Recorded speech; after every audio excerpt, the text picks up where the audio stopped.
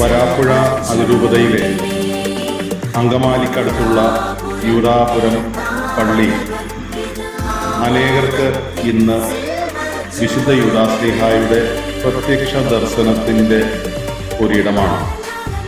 ഈ പള്ളി തുറന്ന പള്ളി എന്നുകൂടെ അറിയപ്പെടുന്നു. കാരണം മതിലുകളോ അതിർവരമ്പുകളോ ഇല്ല.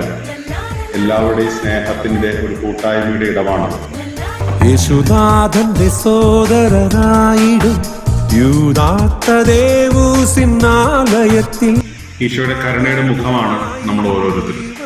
വിശുദ്ധ യൂദാശ്ലീഹായുടെ തീർത്ഥാടന കേന്ദ്രമായ യൂദാപുരം ദേവാലയത്തിന് ഈശോയുടെ മുഖത്തിൻ്റെ ഈ കരുണ പ്രദർശിപ്പിക്കാനുള്ള അനേക അവസരങ്ങൾ തീർത്ഥാടകരായ വിശ്വാസ സമൂഹം ഇവിടെ ഒരുക്കുന്നുണ്ട്.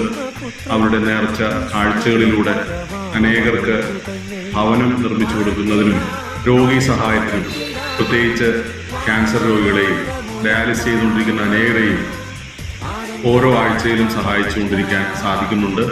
ഈ ജൂബിലി വർഷത്തിൽ ബൈബിൾ കൺവെൻഷനിലൂടെയും പ്രാർത്ഥനാ സഹായം നൽകുന്നതിനും ഓരോ വ്യാഴാഴ്ചകളിലൂടെയും ബുധനാഴ്ചകളിലൂടെയും നൊവേനകളിൽ പ്രത്യേകം ഓരോ വ്യക്തികൾക്ക് വേണ്ടി പ്രാർത്ഥിക്കുന്നതിനും ദൈവം അനുഗ്രഹം ചൊരിഞ്ഞുകൊണ്ടിരിക്കുന്നു.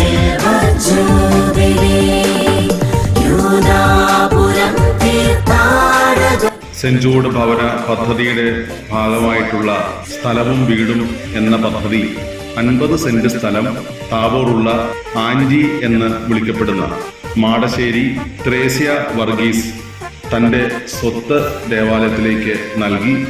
ഈ സ്ഥലത്താണ് ഇപ്പോൾ ഭവനങ്ങൾ നിർമ്മിക്കാൻ ദൈവം അനുഗ്രഹിച്ചുകൊണ്ടിരിക്കുന്നത്. ത്രേസ്യ വർഗീസ് ഹെൽത്ത് ഡിപ്പാർട്ട്മെൻറ്റിലെ ഒരു നേഴ്സായി നിസ്തുലമായ സേവനം ചെയ്തുകൊണ്ടിരുന്ന വ്യക്തിയാണ്.